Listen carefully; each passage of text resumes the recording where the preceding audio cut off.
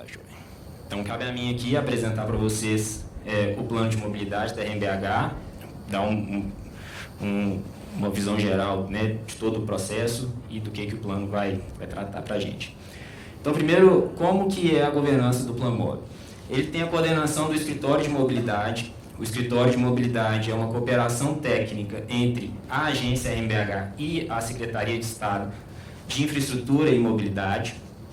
Então, com essa cooperação técnica, a gente alia o órgão responsável pela gestão metropolitana, né, pelo escopo das funções públicas de interesse comum e responsável pelo planejamento metropolitano, com a secretaria titular pelo serviço de transporte, responsável pelo serviço de transporte de passageiros na RMBH e também pelos projetos de infraestrutura.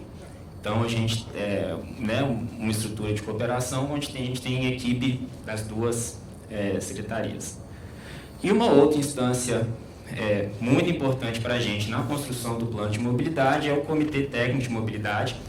Então, dentro do arranjo metropolitano, a gente tem a agência como o órgão executivo, a gente tem o PDDI, que é o Plano Diretor de Desenvolvimento Integrado, e o Fundo de Desenvolvimento Metropolitano como instrumentos, né, da gestão metropolitana. A gente tem o Conselho Deliberativo, que é a instância tomadora de decisão, com a participação de órgãos do Governo do Estado, da Assembleia Legislativa, BH, Contagem e Betim. Tem assento né, próprio, e os outros municípios elegem 3 representantes e também a sociedade civil. E ligada a esse conselho está o Comitê Técnico, que é uma instância consultiva, que hoje é uma participação aberta. Acho que, pelas carinhas aqui, todas as instituições que estão aqui são convidadas. Como é aberto, quem não é convidado, caso a instituição queira receber esse convite, só acionar a agência que a gente aciona. E todas as discussões relativas ao plano passam por esse comitê. Então, contextualização do plano. Né, fazendo um breve histórico aqui dos últimos 10 anos, bem breve, a gente tem o PDDI em 2011, que vai trazer as diretrizes de planejamento metropolitano. Então, acho que a principal delas, sair de uma metrópole monocêntrica para uma metrópole policêntrica, né, então, dar ênfase nas centralidades. Em 2012, a gente tem a Política Nacional de Mobilidade Urbana, e aí vou destacar a obrigatoriedade dos municípios pertencentes a regiões metropolitanas de ter o plano de mobilidade.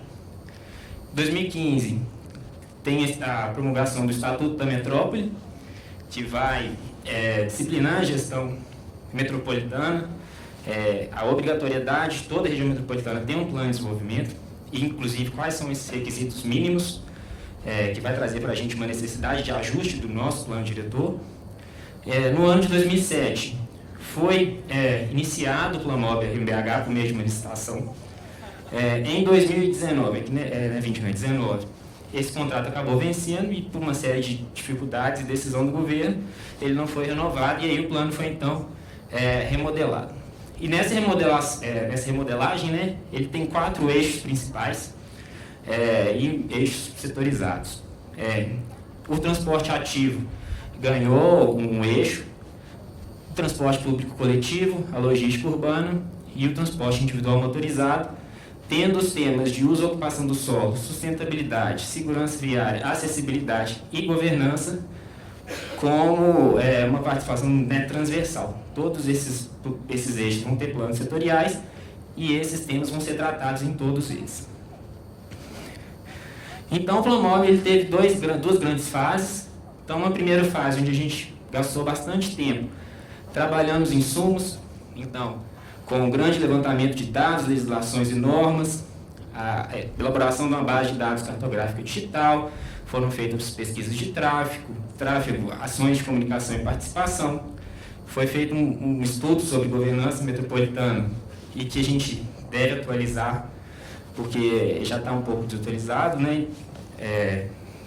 A gente analisou um cenário, agora o cenário é outro, e esse, sem dúvida, é um dos maiores desafios em termos de gestão metropolitana, é essa governança. Então, como ter uma mobilidade coordenada e planejada, de forma coordenada. A elaboração da matriz origem e destino de cargas, A matriz origem e destino de cargas, ela é feita com dados de notas fiscais. Então, numa cooperação com a Fazenda, a gente teve acesso a essas notas fiscais. A matriz origem e destino de pessoas dos anos de 2019 e 2021 por meio de dados de telefonia celular, que é algo inovador na nossa região até então. A nossa tradição sempre foi fazer as pesquisas origem e destino por pesquisa de campo. A matriz origem e destino de passageiros com bilhetagem eletrônica. E também um grande estudo sobre transporte coletivo que foi entregue por uma consultoria. E então a gente, a partir desses insumos, está trabalhando na elaboração dos planos setoriais. O PlanMob, o Plano Metropolitano de Mobilidade Ativa, tem uma consultoria contratada para isso, e aí sempre que a gente toca nesse tema em âmbito metropolitano, gera um certo espanto, né? Assim, a gente pensa na mobilidade ativa nos deslocamentos mais curtos, mas então a gente está tratando ele na escala metropolitana, então, principalmente a acessibilidade aos equipamentos metropolitanos, terminais, áreas de interesse metropolitano, possibilitar que as pessoas cheguem a esses equipamentos pela mobilidade ativa, que tenham um bom tratamento de acessibilidade, pedestre, em entorno. As áreas conurbadas, né? Então, limite de municípios, onde quase não se percebe em qual município você está, né? A conexão entre centralidades e as redes cicloviárias. O PDDI coloca, então, dá para a gente a noção das centralidades, a gente tem o objetivo de possibilitar essa integração também por mobilidade ativa e o desenvolvimento socioeconômico, principalmente, mas não principalmente, mas tratando também de cicloturismo. Na região metropolitana a gente sabe que a gente tem um grande potencial para isso. Então, com principais objetivos, a intermodalidade e a integração com outros modos, esse sem dúvida é talvez o maior objetivo desse plano. Redução de emissões, promover acessibilidade, desenvolvimento do comércio e do turismo local. Hoje, a gente está nessa etapa de proposições. Então, a gente uma consultoria que foi contratada para esse plano, já entregou o plano de trabalho, o diagnóstico já foi apresentado na última reunião do Comitê Técnico de Mobilidade, e agora a gente vai partir para a discussão de um programa de incentivo à mobilidade ativa na região metropolitana e também redes cicloviárias metropolitanas, e são 3. Então, uma rede cicloviária estruturante, onde a gente analisou os projetos dos municípios, mas também onde faria sentido de conexão entre centralidades, áreas conurbadas. Uma rede cicloviária de cicloturismo, então, tratar as trilhas onde que é mais utilizado, para dar um tratamento. A gente tem uma rota muito estruturada, que é a Rota do Ferro, que passa por Sabará, até Barão de Cocais, e uma rede de polos de transferência intermodal, onde a ideia é que se possa fazer a transferência entre modos dentro de um espaço aberto, com comércio e tudo mais. E o objetivo é terminar até julho de 2022. O Plano Metropolitano de Transporte Coletivo foi entregue no ano passado um grande estudo sobre transporte coletivo, e aí foi um estudo bastante extenso, envolvendo modelagem de transportes, estudos urbanísticos, ambientais, econômicos, financeiros e jurídico regulatório. Depois de um diagnóstico, houve uma hierarquização de projetos por meio de uma análise multicritério, análise de rede futura, análise de diferentes cenários com integração, sem integração, com projetos, sem projetos. Então, são bem extenso e foi bem proveitoso. Além disso, tem uma análise de governança, de marco regulatório, e em cima disso vão ser construídos as diretrizes e aqui alguns objetivos que o plano deve trazer. A próxima reunião do Comitê de Mobilidade é para discutir as diretrizes relacionadas a esse plano, então é muito importante, e deve acontecer dia 21 de julho, 26 de julho.